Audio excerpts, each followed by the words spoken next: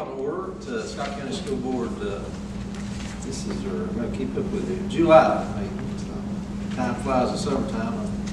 Excuse me on that. But we're going to stand and have a moment of silence and then followed by the Pledge of Allegiance. And Mr. Sally, whenever you're ready, you could lead us in that, please. Moment of silence.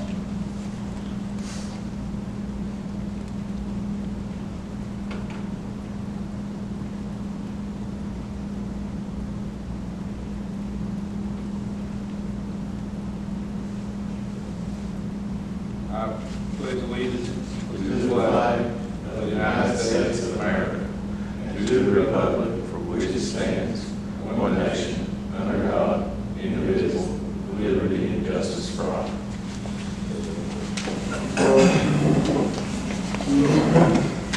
All right. First, I'd like to welcome Megan tonight. This is her first board meeting, and she's our assistant clerk, deputy clerk, and of course, Ms. Christian moved up to the big chair. I want to welcome our new person tonight, and welcome. And we need to add an item to the agenda before we approve it. We'll mark it as Superintendent Report 8, make it an E. It's approval of Appalachian Umpire Association contract, basically just like A. That's for basketball, and E will be for baseball and softball for 24-25. It's approval of Appalachian Umpire Association contract 2024-25 for baseball and softball. We'll mark that as E on the agenda.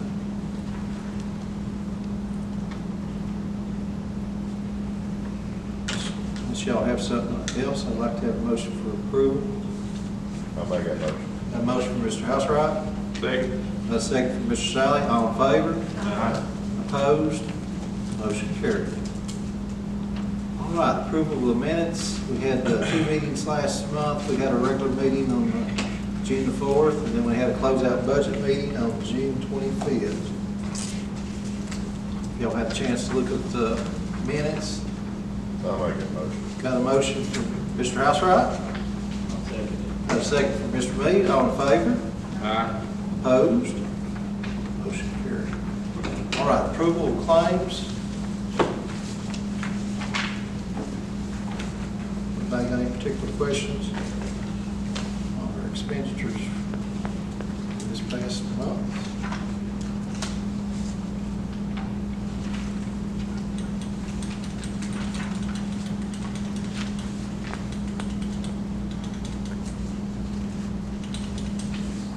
Make the motion. The motion from Mr. Sally. I'll second it. The second from Ms. Edwards. All in favor? Aye. Opposed? Motion carried.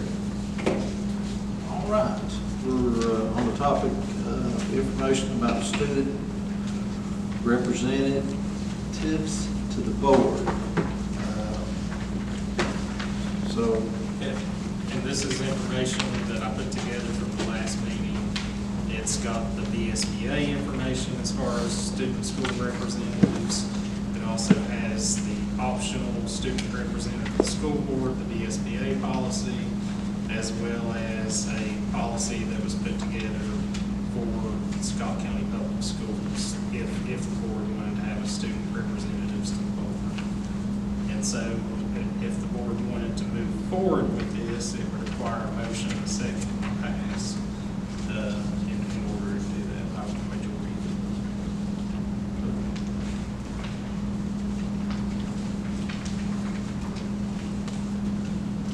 I like this idea. Of course, I didn't know someone suggested it, but I think the educational part of this is probably the biggest thing, is to educate students on how things, on how we operate and how, kind of how to do a government situational thing. I think it would help them to understand kind of the responsibilities and give them a lot to think about and really a lot to learn. I think it would be be a very educational opportunity for these students. And the way that Mr. Sturgill has laid this out, it would be a very small group, one from each high school. And it wouldn't, I don't think it would involve anybody's time other than those who wanted to work on it.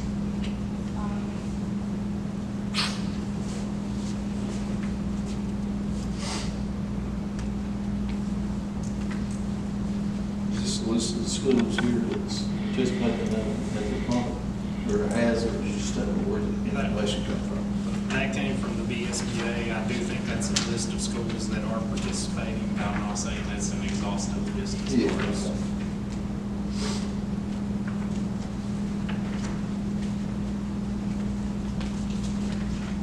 Anybody else got any questions? Had time to study it? Do you want to come to a vote or table it again, or? How many schools have it? I'm unsure of how I many mean, have they got it. Alexander City and Danwood. Those schools have it. They're the ones who furnish the material to the SBA. I think in Region 7, Pulaski has it. That's the only one that I'm aware of. Pulaski. Yes, sir. Not saying that there aren't others, but that's the only one that I'm aware of.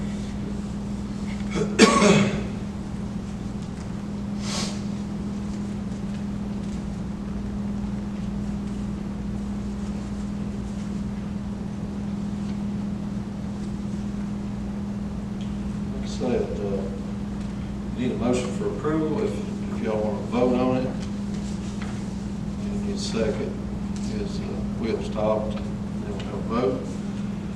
Or if y'all want to look at this some more and bring it up in August, that's fine also. I don't know if you have time to read this, if you made a decision. It's up to you all. I'm up for suggestions.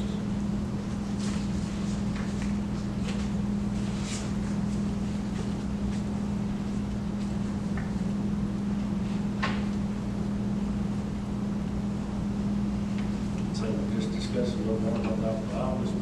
Okay, that sounds fine, mate. Try to Table to August. talk to a few more of the students and All right. teachers and everything like that. That's fine. I kind of feel like, anytime a student or anybody can come down here to a meeting, Yeah. Yes, sir. would that be like a voted on thing? You have to vote You don't have to vote to have a student attend. I think this is more just a formal way of having them participate, to feel more included, I guess, as far as part of being a board liaison. But at the same time, even with that, they would have no voting rights as far as that. But to answer your question, I think any student could probably come at any time and participate as far as that. But at the same time, it's a little bit more of a formal process. The other thing I've got a little bit is, you got to pick one from each school. Now, who knows, there's not 2 or 3, 4, 5 that would be suitable for that position. I don't know how much we're seeking on that one person. And the policy can be modified. You all can talk to the schools about. And the principals pick it on, and, I don't know. It's just, I don't know. That's what I was asking, are they voted on who gets to do it? Yeah, most of these school divisions that I looked at had a division selection committee, which ultimately, in most circumstances, usually comes to the principal or the designee as far as looking at that appointment. And that is the difficult part of the policy as far as who to be selected, and what interest is there. But there's really no way to know until it's voted on and approved. I mean, obviously, you can talk to the schools, see what their interest is, talk to the principals, see what they believe a fair way of, implementing this would be, and get feedback, and we could put whatever in the policy as far as that. I just just trying to go strictly by kind of what other school divisions have done, trying not to reinvent the wheel. I mean, sort of the same thing having class officers, right? I mean, Correct. they get voted on most of the time. It's a popularity contest. I don't, With this too, there are parameters so that, conflict of interest. It can't be, like, it could be my granddaughter, it could be, there's stipulations about who cannot be, so that it's not a conflict of interest with any of us.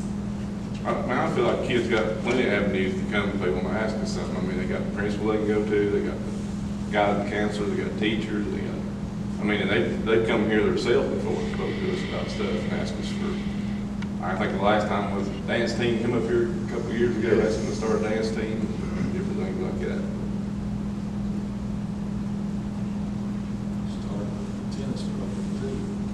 You what, John? Started the tennis program too. Right. We had a state semifinalist, or not semifinalist, but a runner-up from Twin Springs this past year. Bayes. First year program. That's great. We haven't come and asked us things they don't necessarily come here and talk about. But if you all want to get more information, talk to the principals about possible implementation and the pros and cons that you all believe, and bring it back next month, that's no problem with me, whatever you all want to do. But to have a formal student representatives in front of the board, it would take a passing policy. I say we wait and table it. Mr. Mead like to wait, so I'm fine with it. And table, wait till August. All right, public comment, unless the cameraman's going to speak to us. I don't think we'll have any tonight. Move right along. So we got a superintendent's report, I'm gonna hand it over to Mr. Ferguson. Thank you, Mr. Chairman, members of the board. In your package, you will see a contract for 2024 to 2026 basketball seasons. This is through the Appalachian Basketball Officials Association. Again, this is over a 2-year period, 2024, 2026. Unless you have any particular questions in regards to this document, I ask your approval as presented. How much we go up this year? That's what I asked. That's a good question. I will have to get the actual amount to you. There is an increase, there always is, but I cannot give you the exact dollar figure. South and gas prices and stuff here. They give reasons for the increase. Gas price, their desire to adequately compensate our officials. Right, inflation is in there. Budget, Our single game fees, it goes on and says, will remain the same for the regular season contest.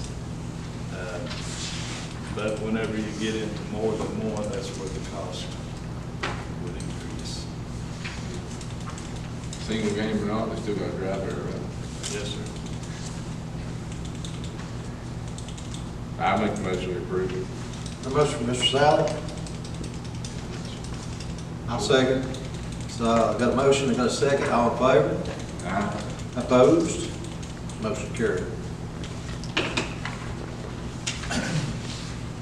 Next item we have, and we ask approval of this too, is the Head Start self-assessment results of 2024. And again, it outlines in the table of contents the context of this document, introduction, self-assessment, methodology, teams, results, and conclusion. Unless there are any particular questions in regard to the document, I ask your approval as presented. I'll make that motion. I'll second. Got a motion from Mr. Lee, got a second from Ms. Edwards. All in favor? Aye. Opposed? Motion carried.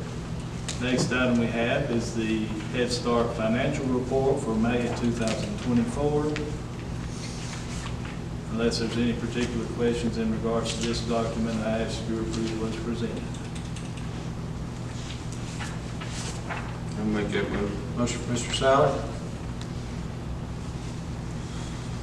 Second from Mr. Mead, all in favor? Aye. Opposed? Motion carried. Next item we have is for informational purposes. This is the director's report for June of 2024. Unless there's any particular questions in regards to this document, I'll do my very best to answer those, but this is for informational purposes only. The director's report of June of 2024.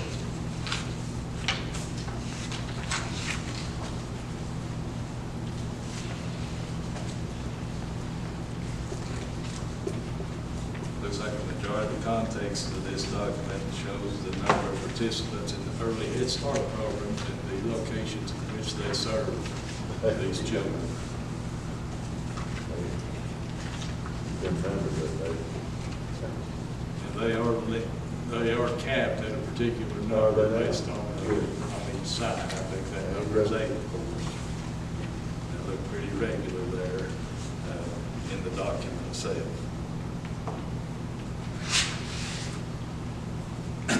Next item we have is a similar contract, but this is with the Appalachian Umpires Association for baseball and softball.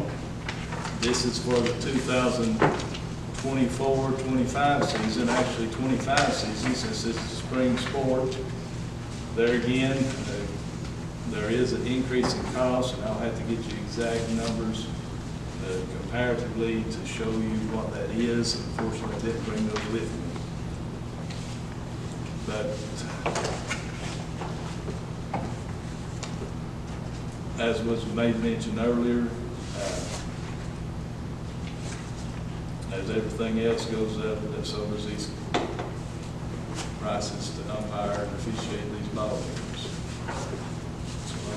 Pay scale. That is a pay scale for this upcoming year. I'll make that motion. Motion from Mr. Salley. I'll second. A second from Ms. Edwards, all in favor? Aye. Opposed? Motion carried. Thank you, Mr. Chairman, members of the board. That's all that I have. All right, sounds good. I need a motion to enter into closed meeting. Yes, I move that we enter into closed meeting to discuss candidates for employment and assignment performance of Head Start personnel, teachers, coaches, nurses, custodians, and cafeteria staff as provided in section 2.2-3711A1 of the Code of Virginia as amended. I second. I got a motion and a second, all in favor? Aye. Opposed? Motion carried, we will adjourn.